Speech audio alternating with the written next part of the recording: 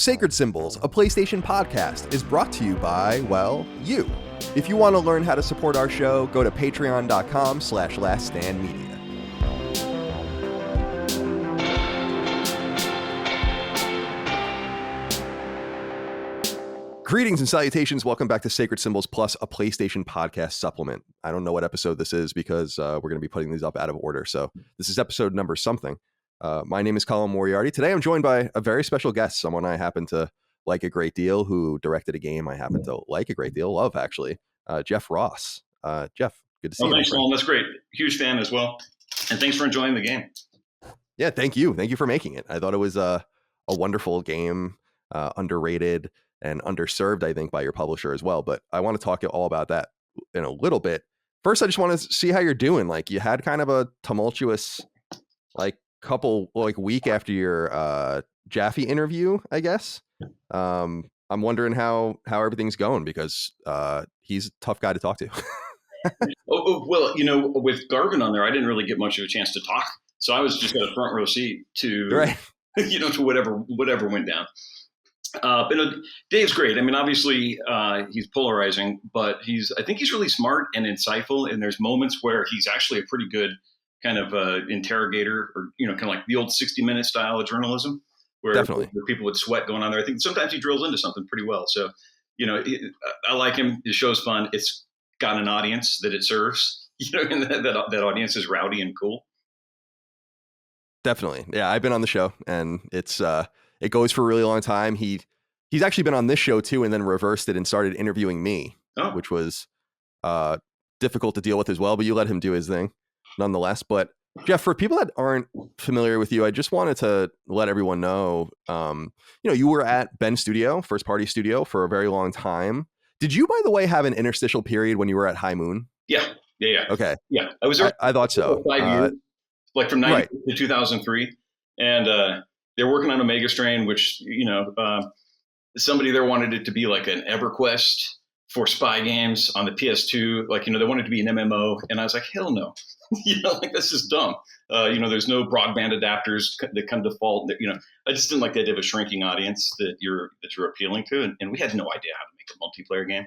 So I stuck around for a bit of Omega Strain, but then decided I was young, a little dumber than I am now, and I'm like, I'm just gonna go out somewhere else. This place sucks.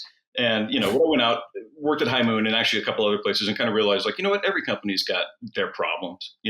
Every company has strengths and every company has weaknesses. And what's really fascinating sometimes is watching how another company you're at has the weaknesses here were strengths there. So like, if they could just, there's a perfect company out there somewhere, but all I've seen are just flawed places. And I mean that in the most kind of like normal way possible. Like I said, I was young and I'm like, I got to get out of here, go do something. But once I realized that the industry, nothing was perfect, I'm like, okay, Bend is good. Garvin reached out to me after the success of Dark Mirror and kind of invited me back, and I couldn't say no. Cool. Yeah, I wanted to make sure I had that right, because I was looking at your Moby Games listing. I love Moby Games. And I saw that and I was like, I didn't know he worked on a game with Activision, or what would become Activision.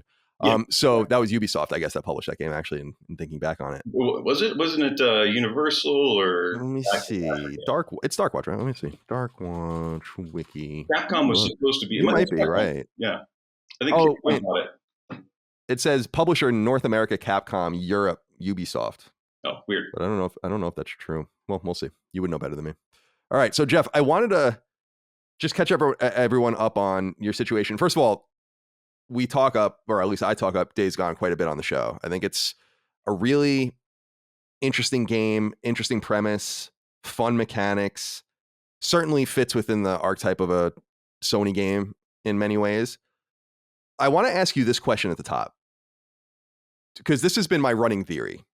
And by the way, I know people inside Sony on I guess maybe the publisher side that would feel this way.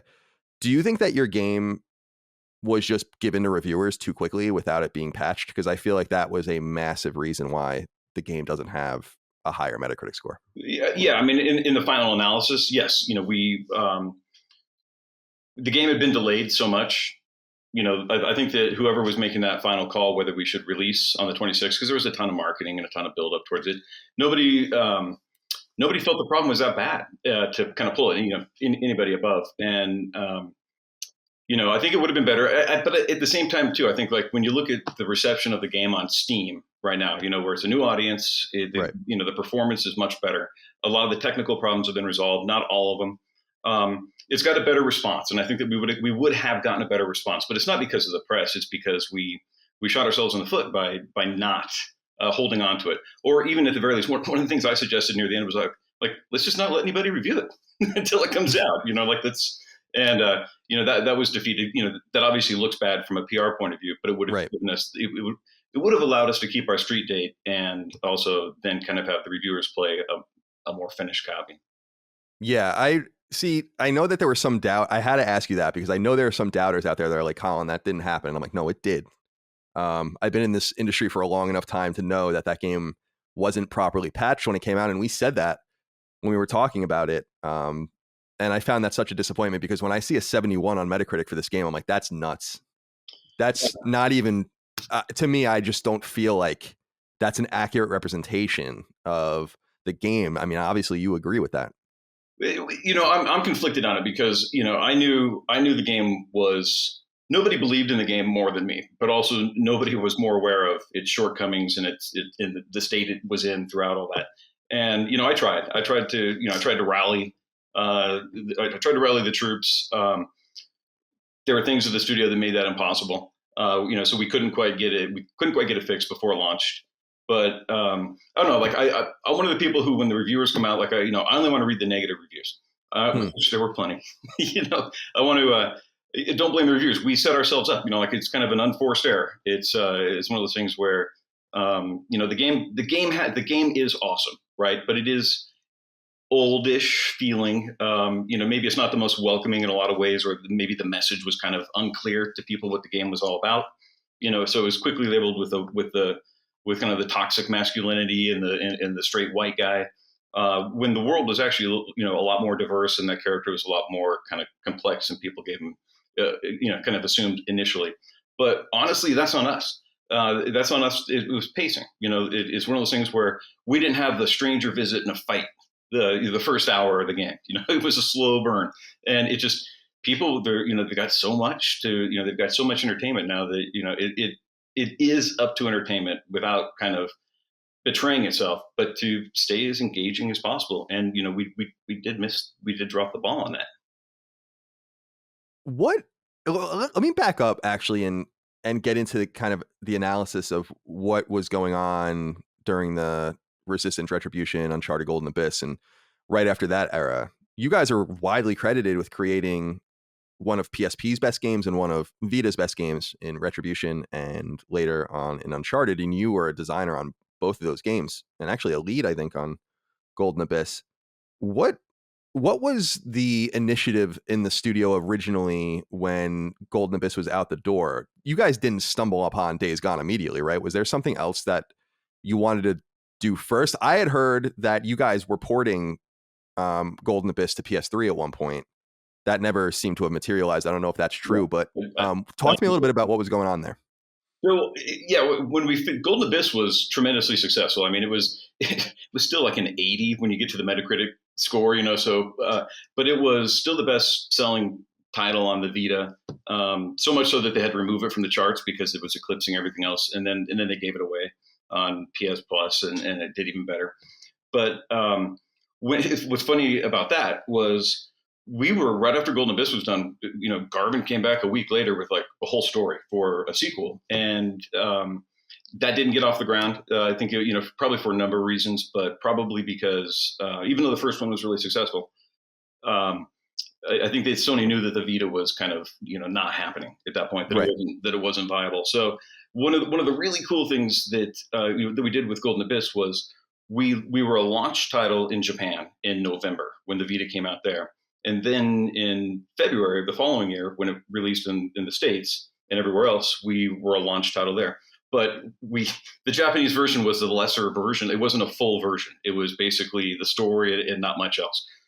And then they're working on the black market and all these other kind of, features that we brought online and finished localizing the rest of the game for a second launch title. So being able to hit those launches, if you look, there's not a lot of, not a lot of first party does that. Kind of offers up. There's always one, I think, but we were right there for both of them. And Shu, I think that he said that Garvin told me the story, but one time he came across Shu after Golden Abyss, and Shu was like, "You have one favor." It's like, you have earned one favor. You guys did such a great job just being on that hardware. And of course, we cashed it in trying to work on the PS4. So that's interesting. So you guys were there. I guess that put you in between a rock and a hard place, because you guys were so well known, at least for a little while, for doing these handheld games on PSP and then segueing to Vita. I never really thought about. I thought that they were just kind of internally being like, no, you guys are ready to go back to the console. So you're saying that was more of a transactional thing based on the success of Uncharted? Yeah, I don't know exactly how transactional it was, but that story is true. And, I think that obviously the corporation's not going to just, they love Shu, but, who knows if he can spend that much money just on on a favor. But, sure. But, we delivered, and it was good. And I think that, one of the things about being able to stay on that hardware, which would have been cool, was like we could have owned it a lot more, so like that part I kind of regretted, but it was also nice to get access to a platform that was going to have way more people. And that was really exciting. So I didn't care how it happened. I just was happy that it was. Sure. You'll find it interesting, or maybe you won't, but when Uncharted came out in Japan, I imported it. And it was already, I'm sure it was already localized. It was in English in Japan. Yeah. And so if you could, and Vita's backwards compatible. So I remember playing it that Christmas break before it came out, and then being really frustrated because when I played Fight for Fortune, I couldn't interact with the metagame wasn't there in the Japanese version, like you said. So I was like, God damn it. And I remember emailing PR and them telling me that, but so I got ahead of myself. They were really mad at us. Dude.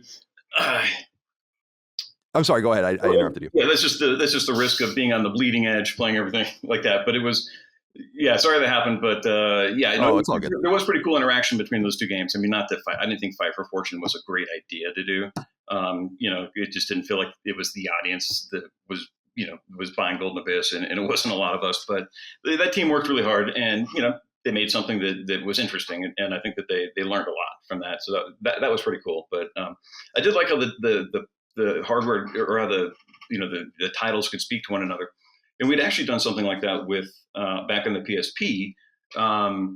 What was it, for Resistance Retribution? One of our engineers, this guy was a genius, Robert Rose. He just on the weekend he kind of hacked in PS3 to PSP crosstalk, and that allowed us to go through and kind of say, well, if you're playing Resistance 2, I think you can somehow infect your Vita.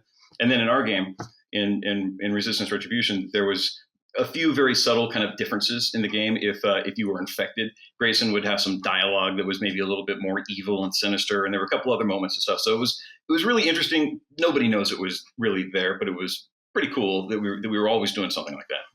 Yeah, I think in some way it showed a little bit of trust for you guys, kind of leading the way on the handhelds. I hate to point out what is obvious, but almost everyone else that worked on the handhelds got shut down, except for you, whether you're talking about Big or Liverpool, Zipper. All their last games were Vita games. So, but you guys did a great job with that. Let me just revisit a point I made earlier to see, did you guys port Golden Abyss to PS3? No, never started that. No, but was that a plan? No. Really? Interesting source from IGN back in the day.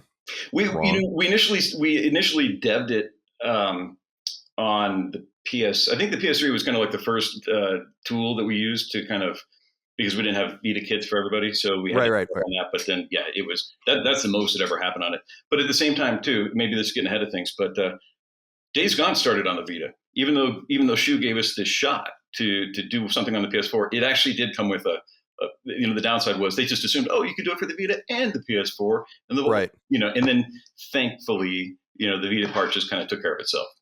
Interesting. I would have loved Days Gone on Vita. I'm such a Dude, we had the Horde running on the Vita, and there's still some video out there that exists for it, which is just a bunch of Gabe Logans. Because there was the programmer took one of those models because it was just didn't have that many bones in it, and it was just right. And so we've got some early footage of you running around a prototype of the sawmill environment that with 150 Gabe Logans chasing after you. It was awesome. That's awesome. I would have loved to see that. Yeah. So All right. So you have this favor in so-called, that shoe gives you, you move on. Was you want to do a PS4 game? Was Days Gone the first idea? I assume maybe Syphon Filter came up at this point. I don't know if Resistance at that No. point came back up. What was the discussion here? So after Golden Abyss, after we were done with that and everybody was back from their like time off, we were probably in the early spring, or we were in spring of 2011 or 12. I think I lose track at this point. It might have been 2012. We thought we were making this Vita game. We spent a month kind of developing some Uncharted levels, and then kind of got the news for that.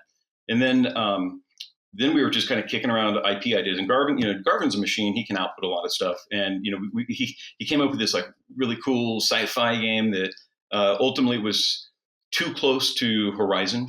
Coincidentally. So for portfolio diversity, they talked us out of that. But we did start building that on the Vita because that was our engine. But our hope was to take it to the PS4, and so we did that for a while. When that failed, I think we submitted some ideas, and I came up. I pitched this kind of procedural horror game where it was about basically I wanted to capture the essence of Friday the 13th, but with like all the replayability and strategy and brevity of a board game. And so I think somebody internally called it Zombies of Catan. That really didn't describe it, but it was the vibe for sure. But then it turns out that they had, that Sony was also working on a big kind of high res horror game before dawn, right? Until Dawn, yeah. Until Dawn. Right. Yeah, and ours was our internal name was Dead Before Dawn.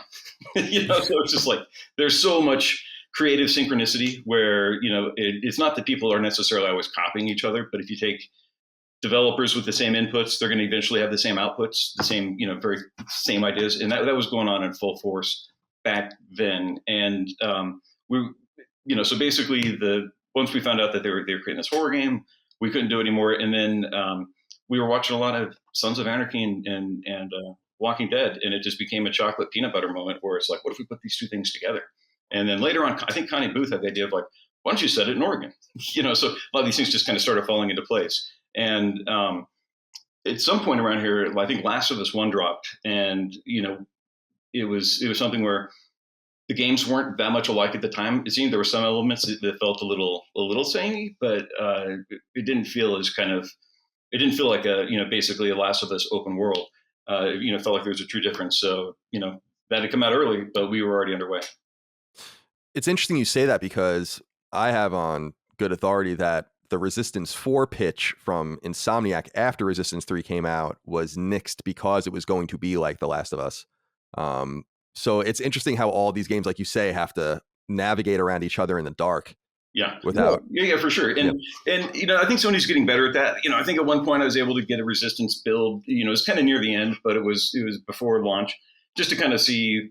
Because I knew we had the same DNA in a lot of ways, and it was just kind of really cool to see what the hardware could do. See how one of these games would play out, but saw a lot of commonality too. It was that basically I think goes to synchronicity, and they're just trying to solve the same problems that most other developers are, and you kind of come up with the same. You came up with the same feature, the same idea. It's good and bad. It's interesting because everyone's kind of watching. Well, not everyone, but a lot of the same cultural touchstones are influencing everyone at the same time. Exactly. So that's always fascinating to know from behind the scenes as well. So I love by the way, I'm so glad Connie convinced you guys to set it in Oregon, because I think that's one of the very best parts of the game. I totally agree. The unique setting. I loved that.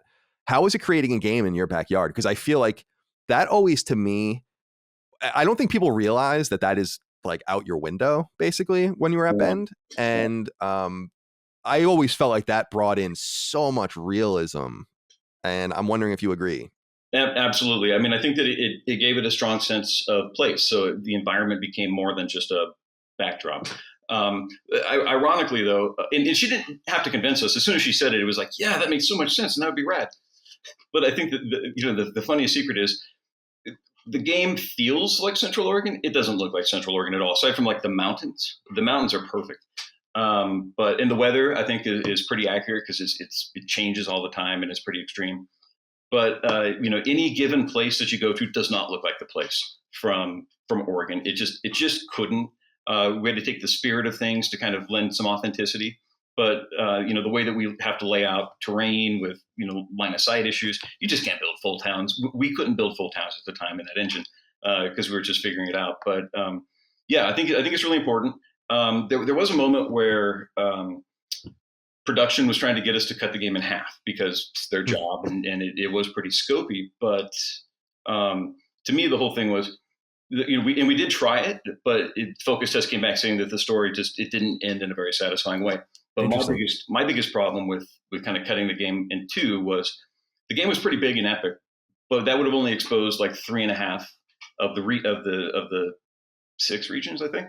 And to me, Crater Lake was the definitive thing. Like, no game is going to attempt to do a Crater Lake. And I'm like, if we should be the ones doing it, and just cutting the game in half would have meant that the first game wouldn't have been that epic. And I think that it was epic in an environmental sense because, we went to Crater Lake. We had all this other stuff, and then it kind of culminates here. And it was what's more iconic, for Oregon than that. So I think that creating this identity for kind of leveraging the identity of our surroundings really kind of made it easier for us, but it emboldened us. But it just added the world as a character to the game, which I thought was pretty effective. I thought so too. I'm so glad that the producers didn't get their wish, because I don't think the game would have been served by making it half as big. It was the scope that made it scary, because you didn't really know what was around any corner. I totally agree. And that was the thing, is like, it would have been half as big, but with all the same problems. And I think that the scope of the game kind of was the epic, because it was pretty epic, especially for such a small team, but it kind of, being so big, it just made it so kind of grand that people, that there was an epic quality about this game that was undeniable. And that just kind of came from the scope of it, I think, to kind of make up for some of the lack of quality in other places. I also feel like it felt complete. We're not going to get another Days Gone. Maybe we'll get one in the future, some future time from now, but it feels complete, like a standalone product, much more than I think other games that Sony tried and then kind of walked away from, like the Order 1886. I feel like it's just an incomplete game because I feel like it ends on such a cliffhanger. But people talk a little bit. I'm sorry, go ahead. Pretty upset with the Days Gone cliffhanger. I mean, like, if we would have known there was never going to be a sequel, I don't know if we would have had the O'Brien ending. Because right. That's certainly, that's something where that was us telling the fans, like, just come back for the sequel. And the fact that we can't make it is the thing that kind of makes that. We did the right thing, but in hindsight, maybe it wasn't the coolest thing to do, to leave people on with that much of a question mark. God, going back to Resistance 3, I know that they had to change the ending at the last minute because they knew they weren't going to get another game too. So it's too bad you guys didn't get the same opportunity. Right. I wanted to talk about the engine. I always found it peculiar that you guys were using Unreal Engine. Now, I know it was necessary for the Horde stuff you wanted to do, but Sony is so proprietary when they're able to be. This exposes them to obviously having to pay licensing fees and whatnot. What was the thought behind going with Unreal, and did they try to get you to go with a proprietary engine, or try to morph like Decima or something into what you needed? No, pretty early on. I think Chris Reese went to GDC and met with Epic, and this was a year before everything came out. And he came back with a DVD,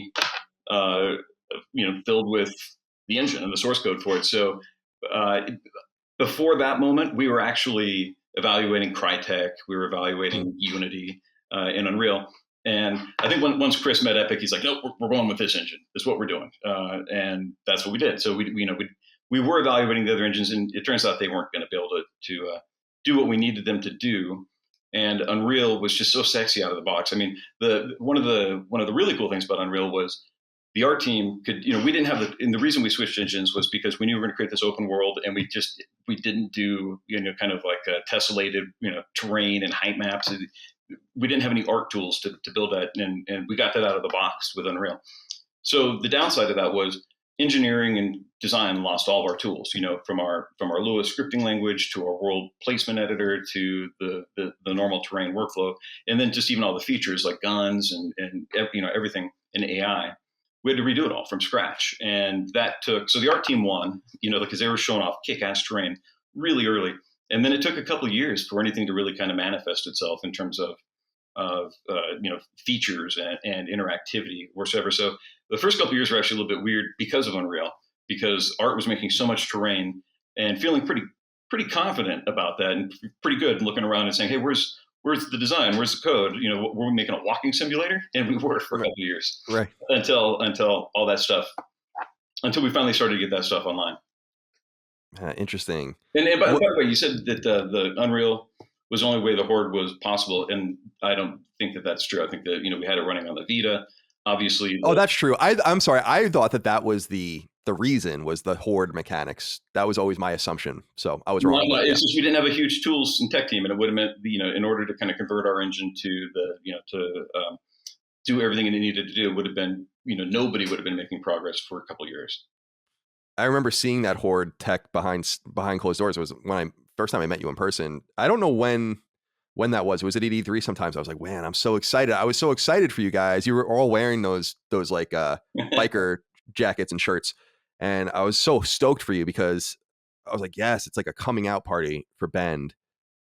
How was it working on this game kind of behind closed doors? Was Sony supportive? I feel like Sony was losing their patience with a lot of developers at this point. And you saw that with Evolution, especially, I think concurrent to what you guys were doing when they were making Drive Club. Were they cool with just giving you time? You're a smaller studio. You're in the middle of nowhere. It's probably harder for you to maybe even attract all of the talent you want to fill in holes immediately in all of this. Yeah. Were they cool with the time it took? Because it seemed like a protracted period of time. Yeah, for sure. And, you know, to their credit, yeah, absolutely. I mean, they consult heavily. Yeah, you know, you get the occasional, you know, monthly or every couple of months visit from producers, sometimes a little bit more frequent than that. And there's just conversations about the state of the game. How do we feel about this go-to-market plan? Can we hit it? And, you know, there's a lot of guessing along the way. And, you know, I don't know how 7 years passed on this thing. You know, it's one of those things where, you know, it goes by in a blink. And, you know, you realize you've lost all this time, or, you know, you've used all this time on something. So did it need 7 years? I don't know. Probably not if we had all of our features online and stuff, but it did take that much time. And I do think that at a certain point, Sony would have let us take another year. But that would have just been, I think again, it was Connie who says, basically, I support whatever you guys do, but don't you want to make some money? You know what I mean? So right. She was kind of, you know, she wasn't panicked or paranoid. It was actually one of the coolest things I've ever heard an executive say, because she just addressed all the realities, which was like, hey, you can do it if you want, but, you know, it's you're going to be the break-even game, not something where you're profiting a little bit. And beyond that, though, I just think that it's something where, you know, Reese and whoever's making these calls, just it's a tough call to make, because, you know, you've kind of announced new dates so many times that another one is just going to kind of erode perception of the product. Even though in hindsight, it would have helped perception of the product if we would have just held on to it a little bit longer and released it in a better state.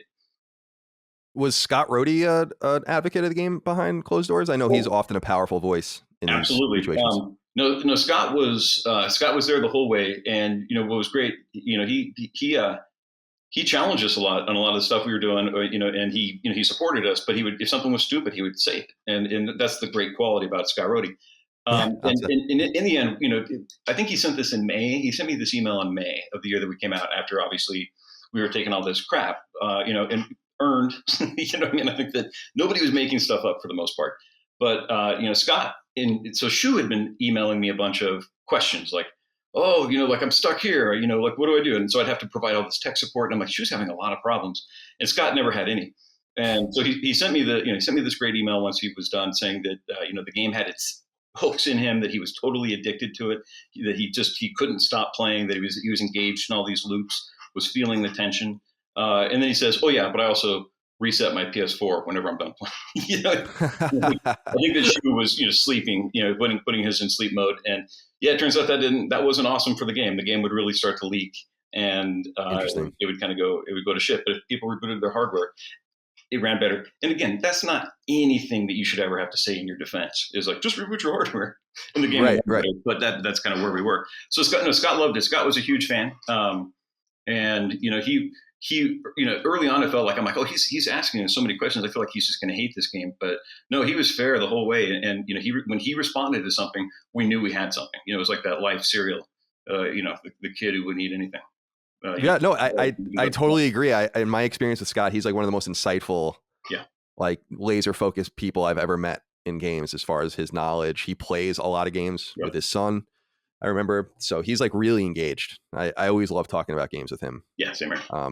And when I'd go to see him in San Diego, sometimes when I was still, like not persona non grata in the industry, and I'd go talk to him, he would always ask me weird things in his office. Like, what do you think if we revive this? What do you think if we revive this? What do you think of this game and this team? And I always feel like, oh, is it right? Are you humoring me, or do you really care for my opinion? I always like that. Can you give us examples?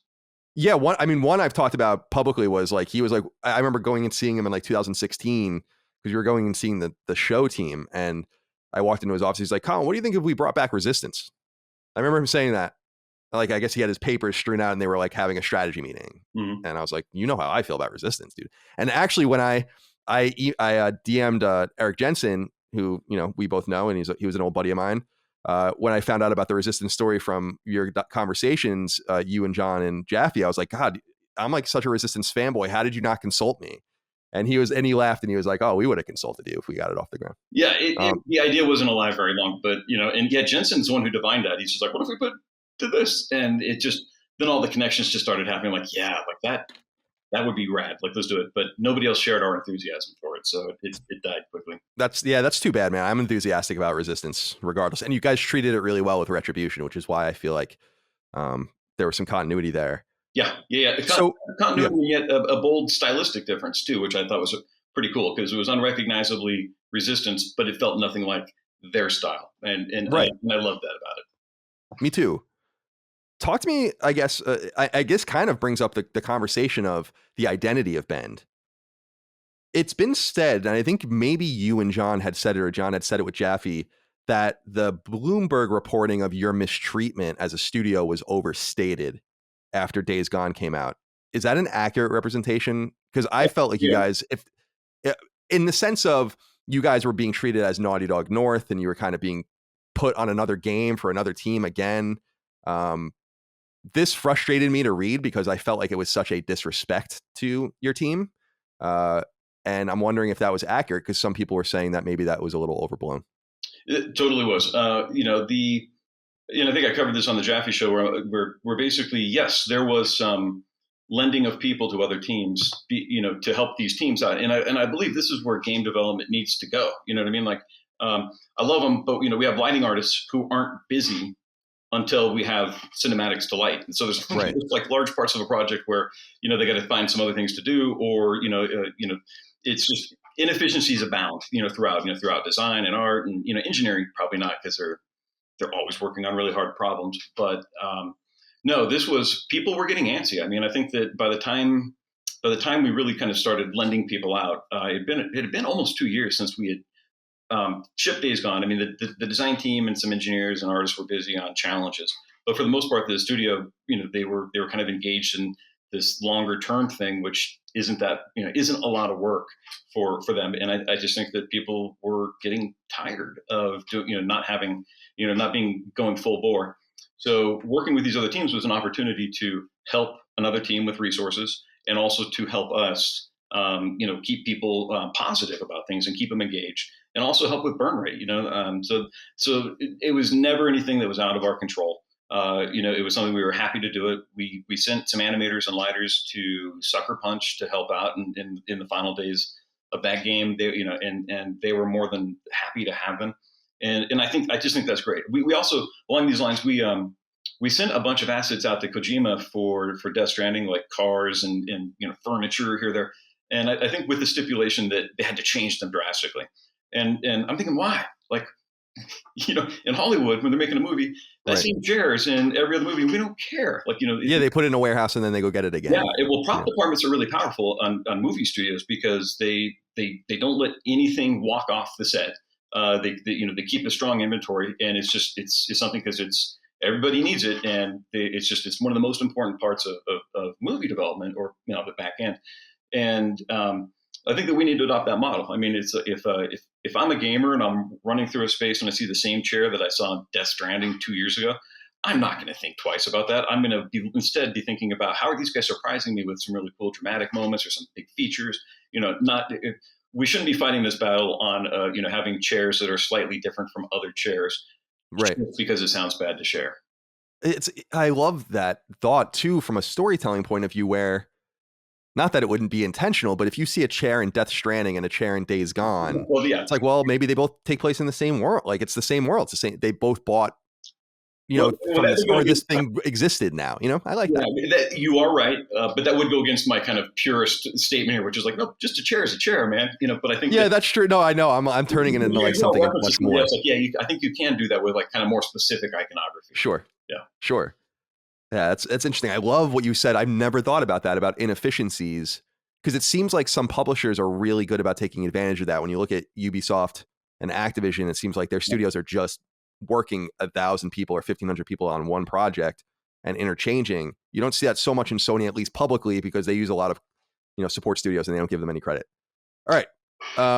So I want to ask you about the kind of numbers controversy, as it were, with Days Gone. Because this had all come up because of Ghost of Tsushima selling 8 million copies up at Sucker Punch, a game you had just brought up. I think everyone likes that game. I personally like Days Gone more, but I don't know how people are going to feel about that. They're different. But you had brought up that Days Gone had sold similarly, and then people were kind of calling into question these numbers. But I'm curious if you can clarify this, because that doesn't, I saw you said you stand by them. 8 million doesn't seem like that unbelievable to me for a game that's on now 2 platforms, that has been out for several years, that has been discounted, etc. So what's going on here with this? So yeah, that was something where, basically I regret having an emotional tweet, because, I loved Ghost of Tsushima. I platinumed it. I even focus tested it early, and I've always been a Sucker Punch fan. So I do regret people thinking that I was shitting on Ghost, because I wasn't. But it doesn't stop the internet from just kind of making those connections. So that part sucked. But it's a great game. I mean, and it's a great game. It's slick as hell. It's polished. It's unique and it's original. Shares a very actually kind of similar game structure to Days Gone, but they reskinned it in ways that really kind of catered to that Japanese samurai fantasy. So I think that it like I said, I regret kind of bringing them into this. They didn't deserve it. They deserve the accolades that they're getting. I was just more like, how come Sony won't talk about our numbers? Like, right.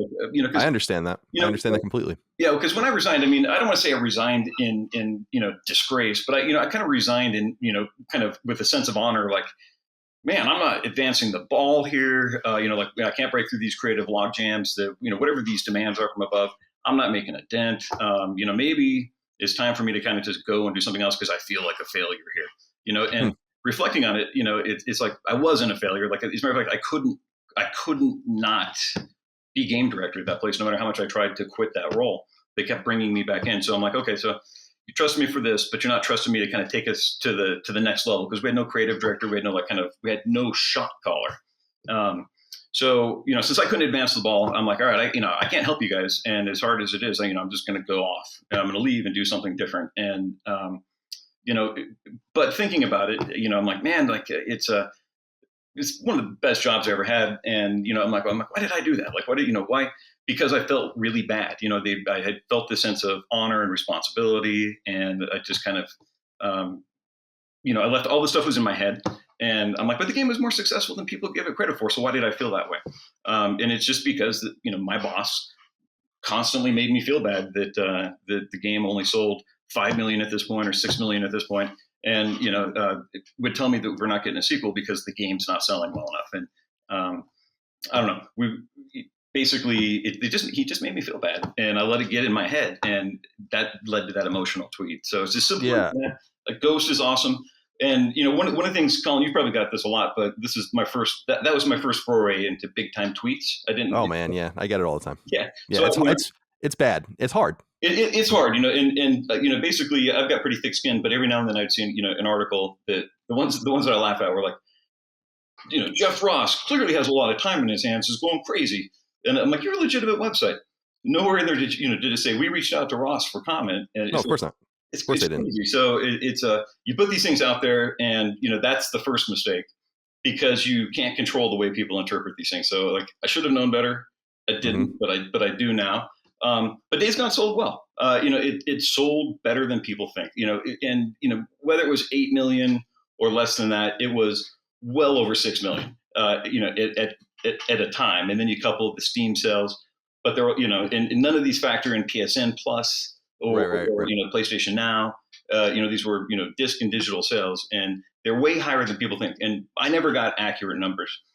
And I quoted a trophy site because I couldn't quote data that I had proprietarily. Right, so, of course. And then once people heard that, then they're like, of course, this jackass is just pulling shit out of his butt. And, instead of saying I stand by my own numbers, I should say I stand by my methods of acquiring those numbers. Sure. When people were saying that I was like, no, he would know. I just don't think people understand. I'm like, just because we don't know doesn't mean he wouldn't know. I'm a co-owner of a developer. We know how many copies of games we sold. It's not a secret to everyone. And I love what you said about using the trophy sites, because we glean numbers in all sorts of strange ways. A great way to glean hardware numbers for people that don't know is EA often says how many combined next-gen hardware have been sold every year, and Sony says numbers and Microsoft doesn't, so you can just do the math. I got you. And then you figure out how many Xboxes have been sold. You get used to that kind of shit because businesses are annoying. Yeah, when you were talking, I'm sorry. Let's say one last thing about the data that we have is, disc. Basically, sell-through is very tough to track unless it's digital, of course. But sell-through is a guess, because there's all kinds of fuzzy math involved, and then there's like and just to clarify for the audience, sell-through means sold to a consumer, exactly, not to a store. Yeah, so right. Sell-in is to the store, and we can count that. But as far as how many of those discs actually move to a consumer, it gets really fuzzy really fast. And there's price protections in place that kind of make retailers feel comfortable buying a lot, because they know that if it doesn't sell, that the company's going to credit them something. So they withhold money, they move it around, and for 3 months, and then it's considered not sold, but it's sold in, and they can release that money to the dev. It's all really complicated. So tracking the actual number of sell through is really tough. And I think that's why digital is going to be awesome when we're 100% digital. Yeah, I can't wait for that day as well. Although many people are aghast whenever I say that. I wanted to go back. I wanted to ask you about kind of your, I don't want to say mistreatment. I don't want to make it more than it was, but your difficult relationship with your boss. You're talking about the Sony side people, right? Not because, I guess Garvin was gone at this point, but was the studio basically seized by outsiders at this point? And I don't mean that in a bad way, but Bend has been pretty continuous with its staffing for a really long time. So were there outside people that were coming in?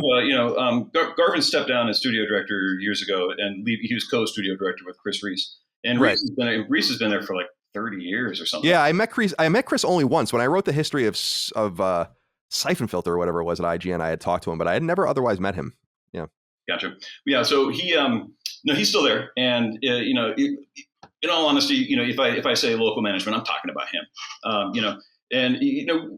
I've known that guy for years, but until I worked for it's weird. The design department was under creative for the longest time, and then around 2015, I think, late 2015 is when. Because by the way, I wasn't even game director on Days Gone the whole run. I was a senior designer. We had no leads, and then I was promoted and made lead. I kind of promoted a co-lead, and we were just trying to run the game from there. But we still reported to Garvin, and that guy's brilliant. He's crazy.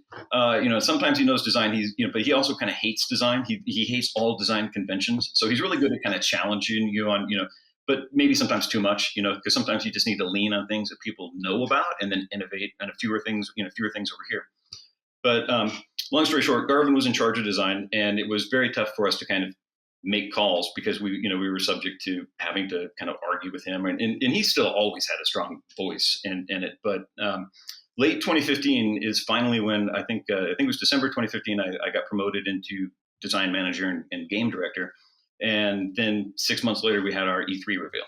And at the point that I got promoted to that position, I had still made I was still responsible for a lot of the product at that point, the design at that point, but it was there was still a lot of confusion about what the game was going to be. And we didn't have, we still didn't have a lot of missions. We we almost had no game at that point because we were still waiting for the tech to catch up. We were waiting for, there was just a lot of pieces that were finally starting to kind of become ready to assemble and put together, but they weren't ready yet. And when we went off to, I think I'm getting ahead of myself here, but so yeah, I was promoted in December 2015, and then we finished that game in basically a little over 3 years from, with me as game director. And even though I had been responsible for a lot of, half the design at that point, we were still stuck in some pretty, there were some ideas that just weren't, they weren't galvanizing. There were some like bad ideas that were kind of lingering around, like a really convoluted crafting system with, a million different ingredients that the players could figure out what they wanted to craft. Like, like that was stuff that nobody could kill until I took over. And then I'm like, oh, we're killing that. That's just dumb. I don't even know how to solve that problem. And nobody wants that. Trust me, not in a console game, at least. Right. And other stupid shit like Reese really loved Deacon taking his glasses off. He had sunglasses on all the time, so when he went inside, he would take them off. He would go outside, he would put them on. And that was fun as a test of like our height map tech to kind of tell when players are inside or outside. But it was just terrible from from an attitude point of view. It was like people already had enough of a problem with the D-bag hat turned around. Sure. This pair of sunglasses just only would have kind of added to that. But I was able to kind of come and say, nope, there's no interactive element to that. It's good. If anything, it slows the player down to do this thing because they can't aim while they're doing this. Right. It's bad. There were other bad ideas like having a baffle on the motorcycle's muffler, so that you could toggle on and off. And I'm like, why would this doesn't make any sense because players aren't going to ride a silent bike. They want to hear that engine. They want to, and more importantly, there's just no there. There wasn't a lot of interactivity with the enemies. Like why wouldn't the player just have it on all the time? There was no downside to having it on. So I was able to kind of jettison a lot of these things and kind of like really kind of narrow the focus. Focus was still super wide, but there were a lot of elements I was able to kind of like just get rid of and just kind of forge ahead. So. You had brought up, I since we're talking about Days Gone from a granular standpoint right now, I do want to dive into this question, which is, do you feel like you had said it's, motorcycles, we're watching Sons of Anarchy, we're also watching The Walking Dead with zombies. And I think one of the things that stuck out to some people in a negative way was just the idea of zombies or freakers in the game. The motorcycle stuff, I think you guys nailed it. I love that stuff. I have no problem with the thematic zombie stuff because I don't really partake in The Walking Dead or that. So it's kind of a little more fresh to me. Do you feel like that was, I don't want to say a mistake, but was there another way to do the enemies that wouldn't have felt like zombies and maybe been more attractive to people? Because I know that was one hang up that some people had. And I don't really know the answer. I don't really know how to solve it. So I'm not saying I don't think I can solve it. But yes, that type of... that's almost just a trope at this point. Zombies are played out because they're not played out. I think that it's people who aren't into them, it's easy for them to kind of casually say it. And it's funny, in a lot of the press we would get, like occasionally there would be the guy who really thought he was going to make a dent, like he was going to make his name on grilling us about zombies being played out. And I'm just like, I'm like, we get asked that question all the time. And it's kind of like saying, hey man, are demons played out or aliens played out? Like it's a major category of NPC types and genre types that still has a massive audience. And but yeah, for the people who aren't into it, they very casually say, oh, zombies are played out, when how many Pokemon are we on right now, how many Madden? Right, exactly. That's fair. That's a totally fair answer. So I hate that answer. I hate that question, but it exists. And unfortunately people get to have their opinions, unfortunately. I got to say though about the other side of it, the motorcycles and the motorcycle gang, I fucking love that. And I was surprised by it. The only game I could really think of that ever did it was Lost and Damned, the GTA 4 DLC. I loved that. The funny thing is, because I went back to look at it, and it doesn't hold up as well as you think. And it's been a long time. It's probably but their bikes are. We made the decision to tune ours completely differently than they would in Grand Theft Auto or in any of these other games where there was a multitude of vehicles. So they really had to create contrast amongst how they handled and performed. And so when you're on a bike, it can't feel like a car. For Days Gone, we wanted it to feel like a car, but make you think that you were driving a bike. And I think that that's why it wound up being so successful. In addition to the fact that the engineer on it is just a genius and one of the best field guys in the business. He's been there for 25 years or more, but definitely one of the best field guys in the business. He worked on the canoe in Golden Abyss. That was a level that I wound up with because a couple other people tried and hated it, so it was left on me. But I was working with one engineer, and this engineer didn't care. Like he wasn't into games. He's no longer with the company, but I'm like, I need a little access to all these variables, and he's like, sure, here you go. and I was able to have control, but it was stiff and it didn't feel good. So then we gave the canoe to this other engineer, and then it just felt like a canoe all of a sudden. Like it just had all of the dynamics and all the elements. And so this guy just has the touch, is what I'm trying to say. And for the motorcycle, we gave him constant feedback and would have to hem him in, but like he did his thing, and then we kind of helped, and we kind of constrained him a little bit more, or kind of said yes, more of this, more of that, and he just he made it feel really good. And we did attach a full-time technical designer to it to kind of like be the design interface for it, so we could Right. work with the HUD and all these other things. But between that designer and that engineer, I mean, they just, two guys took care of that bike. It's an amazing accomplishment, especially when when it's kind of like one of the hero characters in the game. Yeah, I was gonna say it's the bike itself was a character. It's the way it interacted with the world and the noise and the danger. And the only thing I would have loved, because you were saying about the motorcycle options and all of that, it would have been cool. Maybe it would have been in the sequel, who knows, to have like a rival gang or whatever that rode kind of more Kawasaki Ninja style, quieter bikes, and that was their advantage or something, and they can get closer to the zombies. I loved the way you guys played with all the different senses, I guess we should say, in Days Gone. It's like an underrated thing of the game. So Days Gone comes out. We loved it at Sacred Symbols. Well, I did. And so Days Gone 2 seemed like an inevitability. Is that fair? Based on I'm Sony doesn't seem, in fact, Jim Ryan has explicitly said that they're not interested in pursuing anything that doesn't have sequel power, as far as I remember from an interview a couple of years ago. You guys invest all of this time into making Days Gone. A lot of it, like you said, was idle time because you had to get all the tools up. This seems to go into my theory about Sony that I always often say, Jeff, which is that they're not interested in nickels and dimes. They're just not.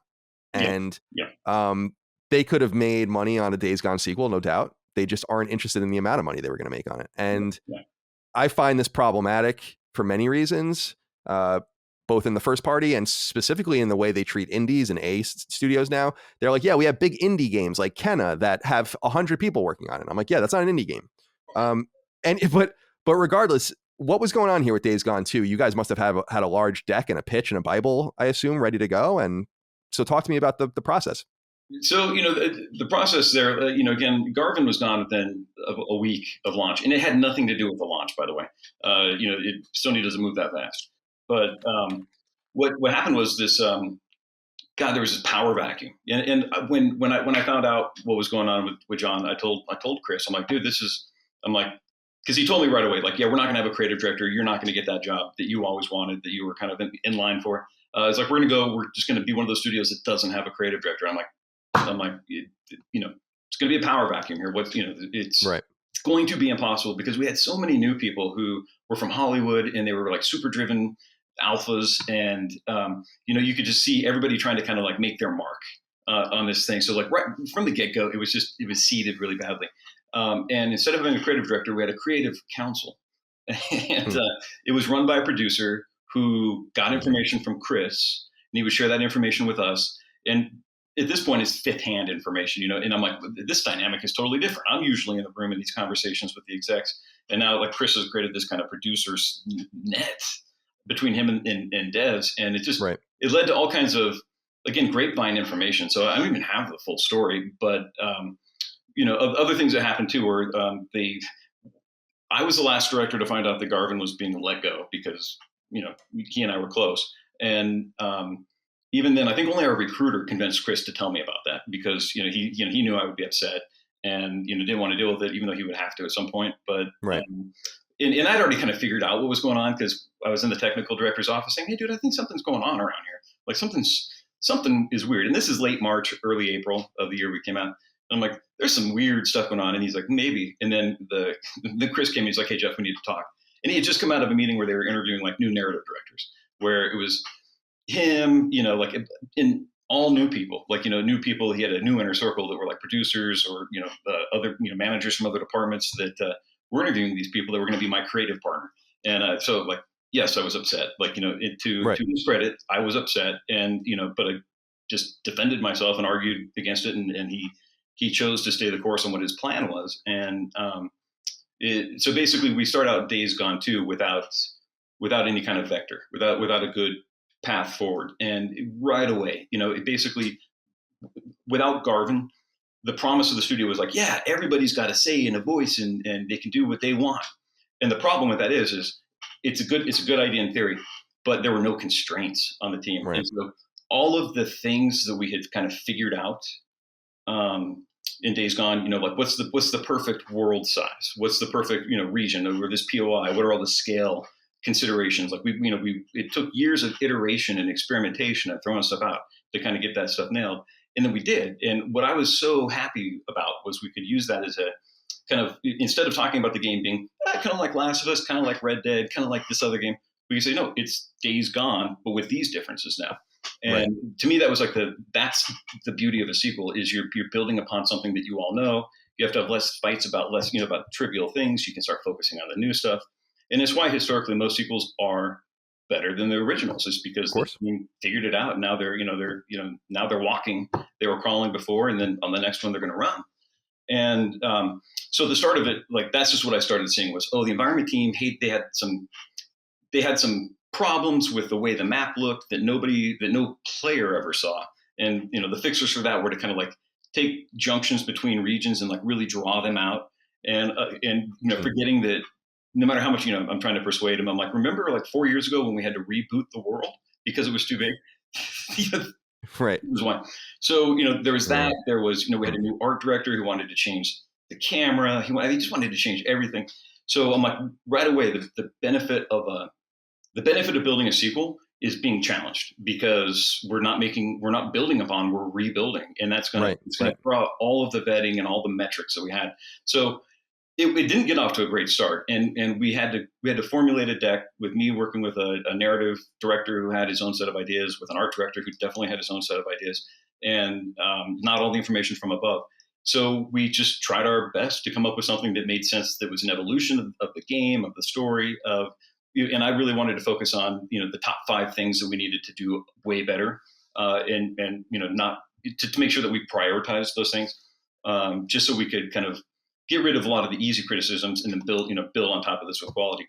But I think we did this for about 5 months before it was pretty clear it wasn't going to go anywhere. And I will say, by the time that it did get killed, I was sort of grateful, because this other disaster was brewing, where we were going to be making a sequel that felt nothing like the original. And it was just because it was because of the kumbaya kind of mindset, which is people need to have a voice and stuff, but at the same time, there needs to be a shot caller. And we didn't have that, and I don't think they still have that. And I think that it'll be interesting to see how that works out.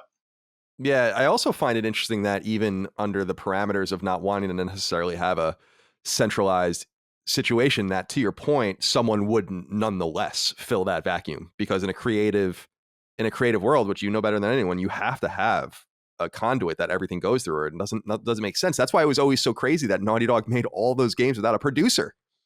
It's like, what? I didn't think they had a producer until the Uncharted 4 or something like that. It's crazy, So, well, anyway, so I wanted to follow up with you about this. I don't know if it was a quote, but just this thought about Syphon Filter.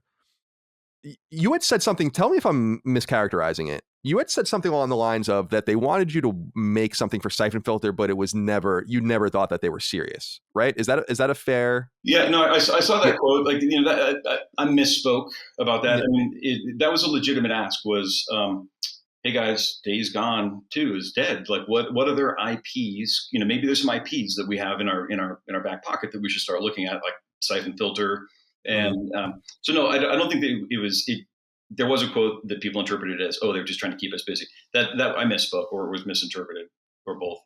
And it was, they said, hey, come up with a great idea for Syphon Filter. And I'm just like, I've thought about this over the years. And I'm like, I personally think that we need a kind of a cultural reason. Like, there needs to be a reason for Syphon Filter to be rebooted, because in all the Syphon Filters, we went all over the world. We went to almost every part of the world. We kind of took on every type of, derivative of a third person kind of terrorist, or, a third world terrorist army, or, like, it just felt like for a game that was trying to be somewhat real, there wasn't a lot of latitude to work. Like, we'd kind of done everything. It's not like Metal Gear, where you can just go, you can do anything.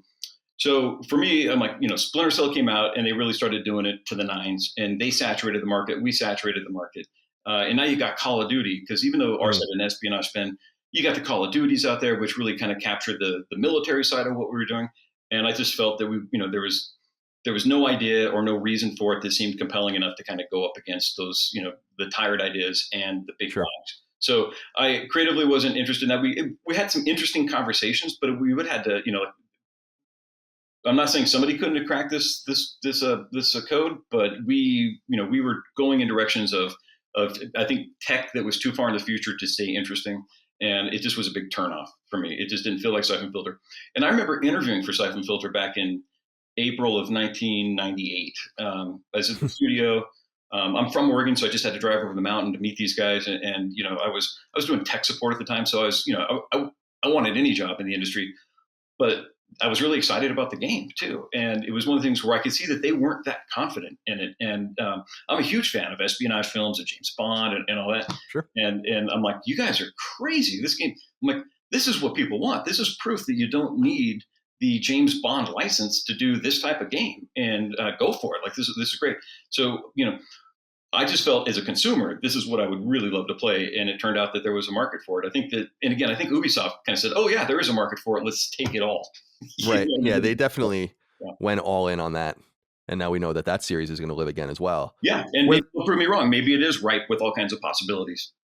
Maybe. I mean, I don't know. There's a lot of skepticism about their treatment of Ubisoft's treatment of Splinter Cell. So we'll see how that all turns out. But were there other ideas, like one-off ideas? I guess since you knew you had to start embryonically again, were there any other nuggets of something new that you wanted to explore before you left? No. By the time I left, I mean, it's like we were kind of in the Uncharted headspace at that point, trying to figure out what that could be. And to me, that was fascinating in some ways. From a design perspective, just coming off of Days Gone, where it was so complex and had so many systems at play. Basically, I learned a lot. I leveled up a lot as a designer and kind of learned all these new things. The idea of going back to kind of like a linear kind of playthrough single player thing where every moment was curated and cinematic.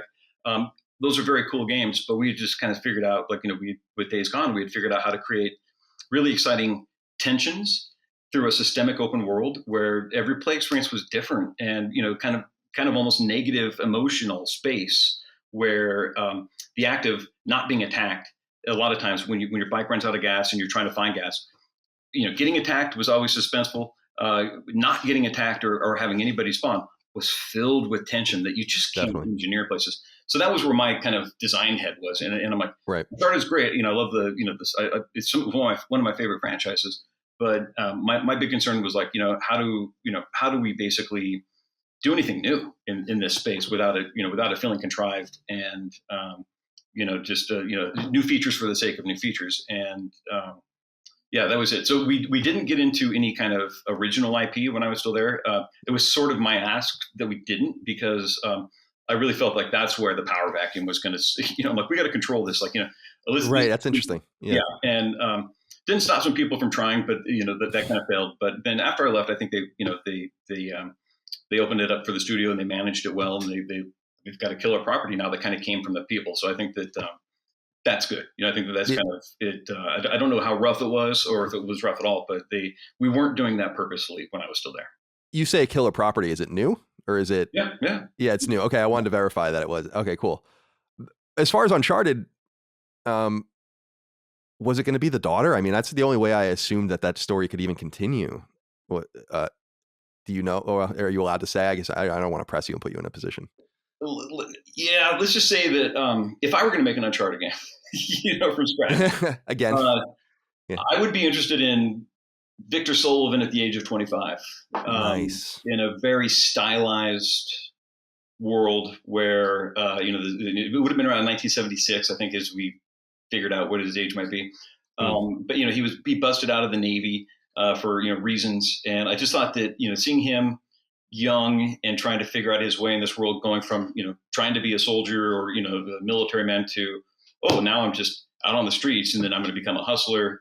Maybe he always had that personality in him, but he really kind of starts tapping into it. So, that's what I wanted to do. And, that would have been awesome.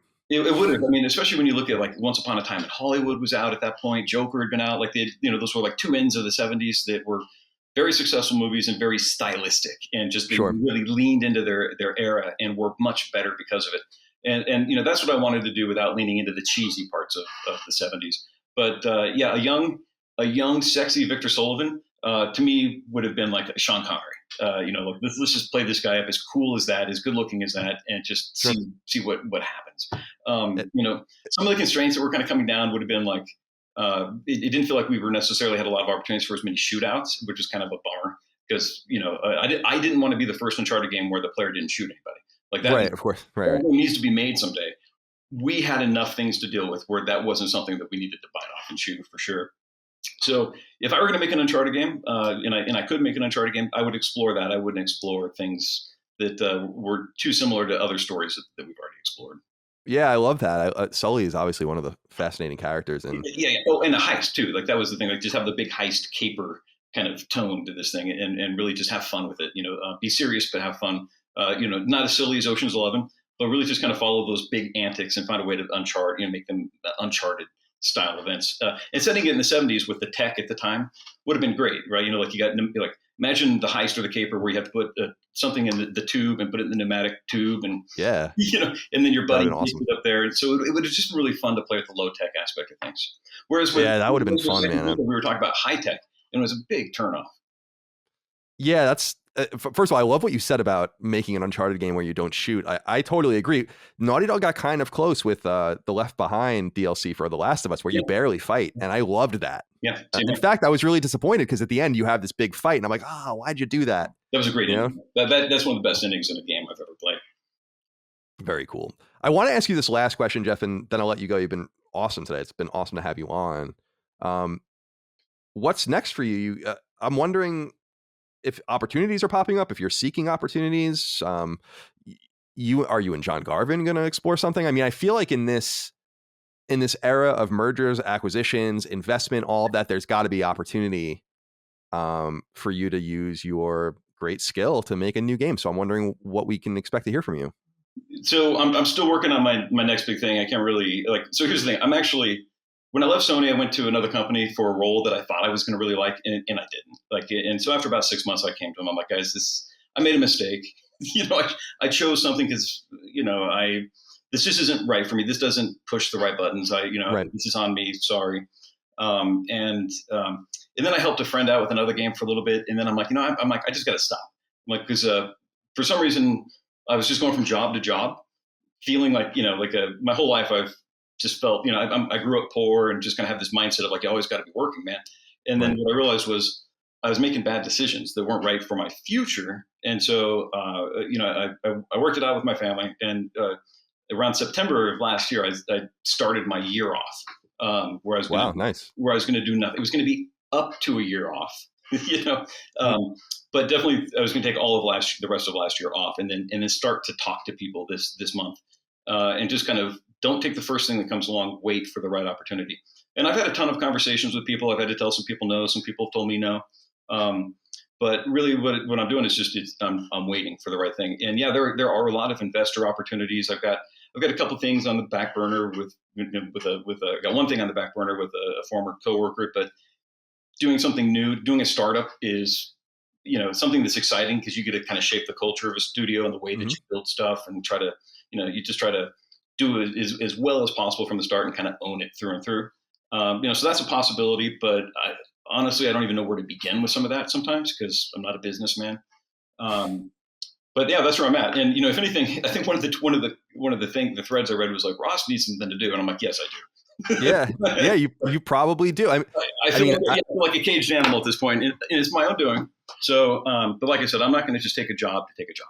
I got to find something that checks a lot of my boxes and kind of builds off of the experiences that I've had before. Kind of culminating with Days Gone and just that type of game and all of the lessons. And I really do think that making failing at something, Days Gone, I'm super proud of Days Gone, but we failed at a lot of aspects of it, right? Team wide, there's everybody's not everybody, but myself and the leaders are culpable. But failure is like the most powerful lesson that you can have. And we succeeded at a lot, but we missed a lot of stuff too. And I think that the worst thing that somebody could do is think that all of their good choices embody who they are as a decision maker. Because I think that it's somebody who can own up to their mistakes or oversights or things, drop balls, and it just kind of endeavor to never do that again or find a way to mitigate it in the future. So that's where I'm at. Is feel super wise. I've got a lot to offer, but it's got to be for something where it's not just a job title. It's a product that I feel like, oh yeah, I can crush that one. I can hit that out of the park. It's going to speak to me, and if it speaks to me, we can speak to everybody with this authority, and we can just really build something epic and awesome. So that's where my head's at. Yeah, that's awesome. As a co-owner of a small indie studio, although much smaller than the ones games you're gonna make, we make 8-bit basically games, but I love owning my own team and setting the standard. And we're about to put out our fifth game. It's a remake though of our first game, so we're excited. We're excited about it. And you seem to me like someone who would be very happy owning a small team, and I wonder if that will be maybe what your future is. Well, yeah. You're right. Like, to me, the perfect space to be in is a really small nucleus of a team that figures out the vertical aspect of a game. And once you nail that, then you bring on a team or resources to go horizontal in every aspect and kind of scope it out. Because with all these other games, you're figuring it out while you're burning through cash, paying people to make stuff they're going to have to throw out later.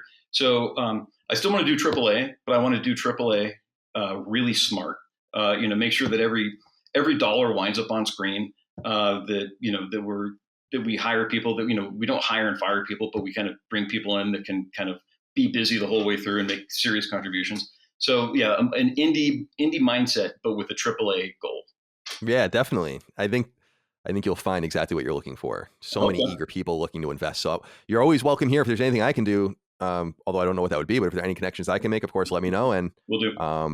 And you're very welcome to come back here anytime, Jeff. I really appreciate it. I know the audience is going to really appreciate you talking. Thanks for convincing me to come back. Thank you for that. Yeah, you're welcome. Well, so for people that don't know, I emailed Jeff because he was, first it was going to be you and John, and then John was like, no, and I feel like John kind of got a little scared, of what was going on, which I don't blame him. Yeah. It's because it's not because there is something to be scared of, but because, as we said earlier, it is scary when people are paying attention to you. I know. Yes. So then I was emailing with you, but then you were like, I need a little time. And I was like, oh, I'm disappointed, but I did understand. Like, I was like, I get it. I'm not going to bust your balls. And then I saw the USA Today interview, which you had done already, but they had published. And I read it and I was like, this is fine, but that's when I emailed you. I'm like, I can ask you so many better questions than this. Yeah. And you did. And great questions. So I hope, being such a PlayStation nerd, especially, I'm like, oh, come on, Jeff. So I'm so glad that you came on, and you were very welcome here anytime. So thank you again. Awesome. Thanks for having me. I really appreciate it. And I hope it turns out well. Yeah, people are going to love it. Happy New Year to you. Happy New Year to everyone out there. We're getting to the time where you're not supposed to wish it anymore. I think it's the 20th day or something. So yeah, I think 10 days is right. The first week. What is there? I still sign my emails that way, and I think people are maybe going to start getting upset with me. So maybe I should stop.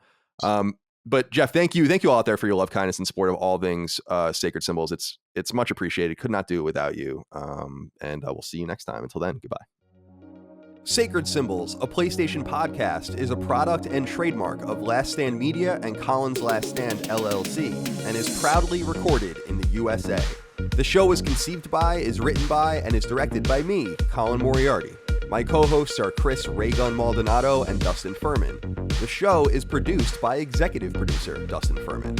It's edited by associate producer Ben Smith. All of Last Stand's theme music is by my best friend, Ramon Narvaez. As you know, all of Last Stand's shows, including Sacred Symbols, are fan-funded on Patreon at patreon.com/laststandmedia. The following names are at the producer level on Patreon, our highest tier, and we're grateful for your thoughtful and kind contributions to our independent endeavor. Thank you.